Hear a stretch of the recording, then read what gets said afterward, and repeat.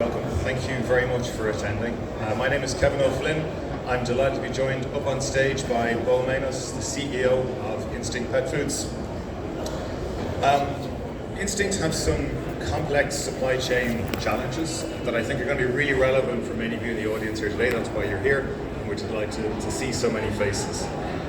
I've been working with Beau and his team for the last several months now to try and help them to understand how they can use AI in their process to ultimately try and cut inventory, reduce costs, and really improve their sustainability targets as well, really focused on carbon. So let me hand you over to Beau to do an introduction. Thank you, Kevin. I am not here today to talk about technology. I am here today to talk about how technology is helping us transform our business. So I have the best job in the world. I make pet food, which doesn't sound sexy, but how many people have dogs and cats in the room? Hey, raise your hands, right? So if you have an animal in your life, you know the impact that animal has on you. So we take that very seriously. So for the haven't heard of us, we're Instinct Pet Food out of Lincoln, Nebraska. We pioneered raw nutrition in 2012 and have scaled to be a lower middle market player, about $300 million, mainly concentrated in North America as well as some business in China. About 250 employees and a fairly complex portfolio, which is where Kevin and Demand AI come in. So we are both frozen, so cold chain throughout, raw materials, finished goods delivered to the consumer, as well as about half of its ambient, which is a co-manufacturing network of between 5 to different 6 players. So if you think about over the portfolio of about 200 plus SKUs, half frozen, half ambient, you can start to understand some of the complexity that's involved. We're certainly talking with a cold chain, frozen environment, significant amount of capital and money involved in working capital and inventory. So one of the what brought us together was I had the opportunity as a new leader to come into the business at a moment of inflection and transformation for Instinct. We had a brand new facility that we had just built in Lincoln, Nebraska, which meant significant change from all processes, how we actually made the product, delivered the product, all the way through from start to finish, as well as we had a mandate for growth. So how do we become a bigger business? How do we put working capital into brand building and engage more with our target audience? So high level complexity, I would say fairly traditional view on how to think about demand planning, supply chain planning, as well as forecasting. That's kind of where it all started. Now, add to that, we're a purpose-led brand, and what that means is we see impact. We want to achieve impact beyond the bowl. So we obviously, for those who have animals in their life, you know that health of the animal is a big impact on them. Their health is a big impact on you. And then obviously we have a greater desire to make sure we do the right thing for our world and try to minimize our impact as much as possible. So I brought all those problems to Kevin and helped to sort a few of those out. Thanks, Beau. So I work for Demand Chain AI. I'm the product owner of Replan, so that's a production planning optimization solution that uses AI. Demand Chain was founded in 2018 with a view to trying to use what was then emerging technologies like machine learning, AI, and cloud computing to try and solve really specific problems in the supply chain planning space, many of which are the exact kind of problems that Beau has talked about, specifically in demand, trade, and supply planning. But like many of you here, you'll know that when you try to implement solutions, one of the biggest challenges is getting adoption in your organizations, making sure that those tools are being used and that that's successful. So one of the approaches that we've tried to change is how we do that delivery piece. And we really focus on a practitioner-led delivery model. So rather than just bringing the technology, we're also trying to bring operators who have done this before, who can really try and understand our customers' businesses and how technology can be used to change and improve. So it's not just giving the technology over, but it's really learning the complexity of the operation, the complexity of a very wide SKU portfolio, challenges around ambient, challenges around chills, and understanding how to support the entire organization through that change to a successful implementation. And we would embed things like change coaching as part of every delivery. So when we think about the kind of products that we're doing, that's really how we're trying to ensure that the adoption is far more successful. The products that we're working with Beau and his team on are three of them. So at the top is Correlate, so that's our integrated metrics management solution. That's really there at an executive level to help Beau and his senior team to understand directionally where are they going and where are their biggest challenges. That's really to make sure part of it is around the adoption component as well. In the middle layer is our demand sensing solution. So that's a machine learning model that runs in the cloud that is there to ensure that the short-term demand plan is as accurate as we can possibly give to them. And the benefit there is that we can use that reduced forecast error to recalculate the safety stock and then pass that into the supply planning component. Replan is that supply planning layer that uses digital twins and AI to generate a fully constrained production plan. But the advantage of it is that we can extend it out over any horizon that we need to look at. And Beau has talked about some of the challenges around a blend of co-man, some ambient products, some chilled products. So we've got a blend of shelf life that is both very short and very long. And because it's a very complex multi-step production process, you can have minimum order quantities or minimum batch sizes at various different steps in the production process. So while the demand sensing layer with the reduced forecast error might say, hey, we've got a big opportunity to reduce safety stock, that may not be feasible. So by combining those two components together, machine learning in the demand sensing layer and then AI in the production planning layer, it allows us to generate a fully constrained production plan over as long a horizon as we need to. And in some cases that might be 52 weeks when we're looking at very long shelf life products to ultimately determine the optimal batch size and sequence so that we can get an achievable reduction in the safety stock. Yeah, so having all of what he just said is basically in my mind is how do I save money, how do I improve my customer service, how do I impact more animals' lives. So, you know, we have the transition from old manufacturing to new is not to be understated. We went from a batch process that could take up to 15 days with multiple layers, multiple stages of whip, down to almost semi-continuous, which could take a matter of hours. Think about the amount of transformation that has across our business and thinking about from a forecasting standpoint to get the raw materials correct in-house. Again, most of this is chilled and frozen, right?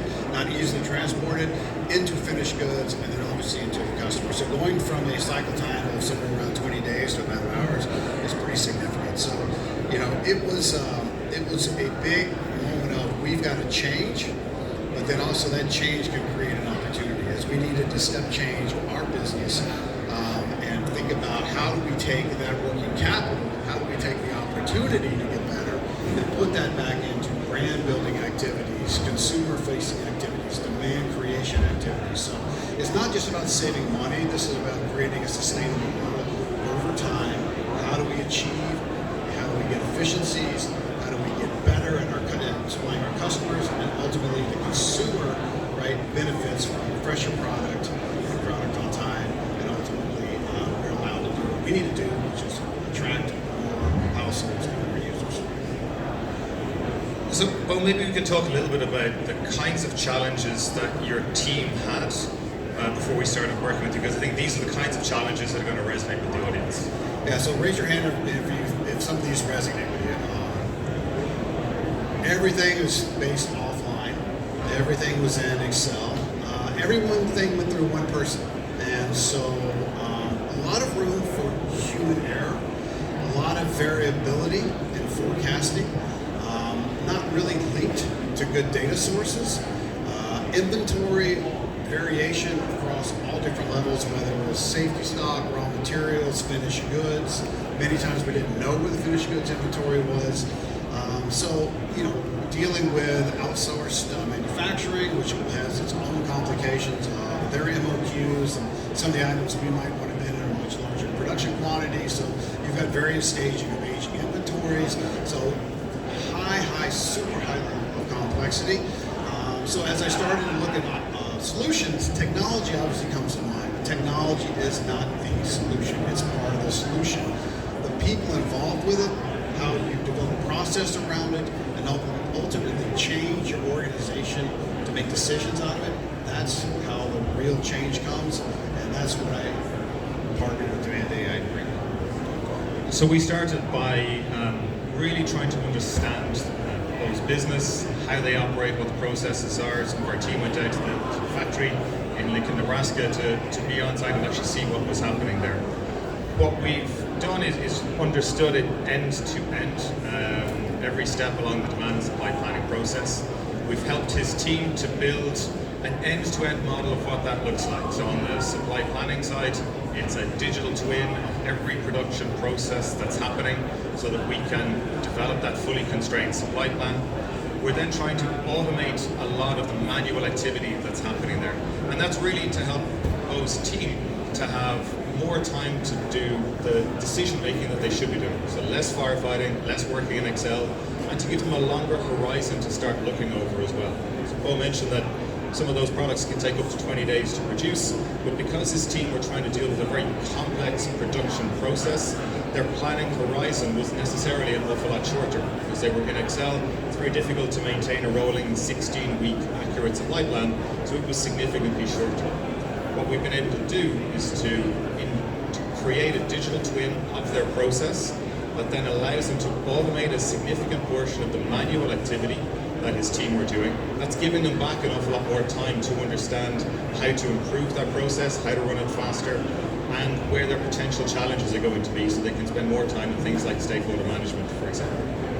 And then by combining the demand and the supply planning components together, we're starting to facilitate much better discussions between the different parts of Beau's team. So we're trying to break down those silos that would have happened previously and encourage people to have more discussions about what's happening around promotions so that we can see what the impact is going to be on supply planning to make sure that we can maintain service levels without having to overbuild inventory, for example. So what does that look like when we put it all together? So the top chart, and if you just pay attention to the blue line being the most important one, the blue line is the projected inventory coming out of the supply plan.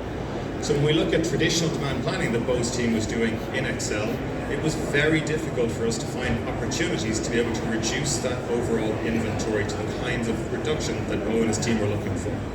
And that was mainly baked into the fact that it's a manual process in Excel, very difficult to find what an optimum solution might look like, that right balance between service, inventory, and those capacity constraints. When we layered on the demand sensing solution, which is the middle one, we still struggled to reduce the inventory, but we did see an improvement in service, particularly in the short term, where we're getting a more accurate plan, therefore we can have a slightly better plan around what products to make to drive better service. But the big improvement we found was starting to pass that signal into the supply planning layer, extend out the supply planning horizon out to 16 to 20 weeks, depending on what the product is, and that was where the significant reduction in inventory was found. That allowed us to reduce the weekly on-hand inventory by around 10%. So quite a significant reduction, and we're going to try and push that even further as we work with Beau and his team to improve the processes that people are actually using on a day-to-day basis. The other piece that maybe doesn't come through in the chart here, we've talked about carbon and sustainability, is that a lot of the processes are very temperature sensitive. We've got a lot of those chilled and frozen products. So if we can deliver a supply plan that's not just optimized to try and reduce inventory, but is also optimized around the products and the sequences that are going through those processes, we can start to deliver improvements there as well. So we've got some process, for example, where depending on the product, you've got to change the temperature that the whole process is running at. That's energy intensive. So if we can start to group those products together in a more sensible way, we can start to minimize those temperature changes. We can start to add back that carbon improvement that we're looking for. So the other piece we wanted to talk about is some lessons learned, some takeaways for you guys. So it's not just us here talking, but that you've got some things to think about as you leave the presentation.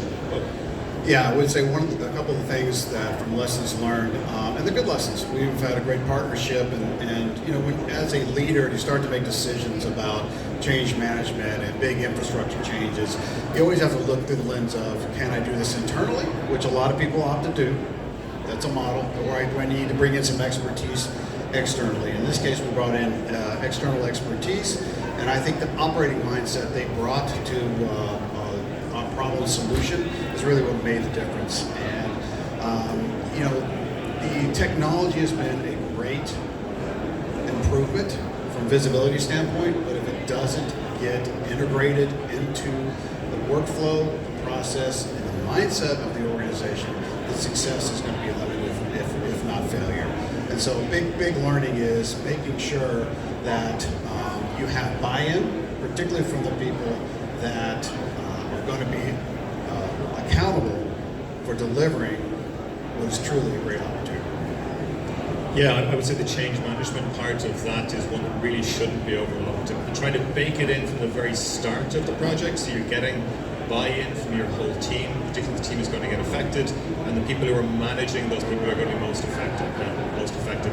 That's a really important one, and we see that coming to the fore more and more. Everybody knows that AI is big here. Everybody's hearing about it, so people are concerned about what does that mean for their roles. So starting to introduce that conversation early really helps with adoption. The other piece that I would say, and I see it not just in your company, but in all of the companies we work with, is that everybody has gaps in their data. And nobody here has an AI magic wand that's going to fix those gaps in the data. So trying to be honest about where those gaps are, what those challenges are going to be, will help you in your implementation. It'll help it to go smoother.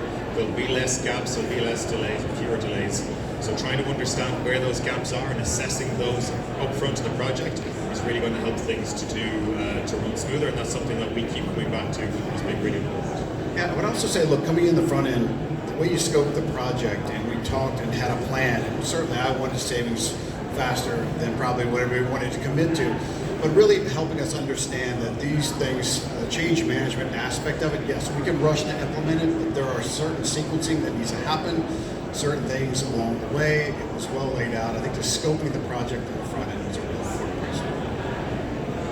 So lastly, Beau, what's next for Instinct? So we're just getting started. So one of the things I would reiterate is I know Kevin shared a lot of solutions with you. We have just started our partnership with them. And one of the things about Demand AI I really like, we're taking a longer term approach. For those that don't know us, we're not a private equity backed company. We're family owned. We take a long range horizon. So things that we're trying to do, we're trying to set the business succeed 3, 5, 10 years down the road. So there's a whole suite of things that you offer that can complement other problems we have in our business as we scale faster and as we grow, put innovation into the market. Think about how do we improve the stickiness of that. Think about how we improve the customer service. So from our standpoint, this is just the beginning. And if I come back to the change management part, by customizing the organization to change, by teaching your team how to deal with that change, it's hard the first time, but it gets easier and it gets easier. It's a muscle that your organization and your team can build, so that when we go and look at the next suite of products to help Instinct move to the next level, that change is going to be that little bit easier each time. And that's something that we find has been really beneficial. That's why we always look to build those long-term partnerships. That first project is always hard, the next one gets a little bit easier, and the next one is easier again. So with that, I think we'll finish on time. Thank you very much, everybody, for your time and attention. If you've got any questions, Beau and I will be at the Demand Chain booth. That's in booth 115. That's in the next room and over on the right-hand side. Thank you very much, everybody.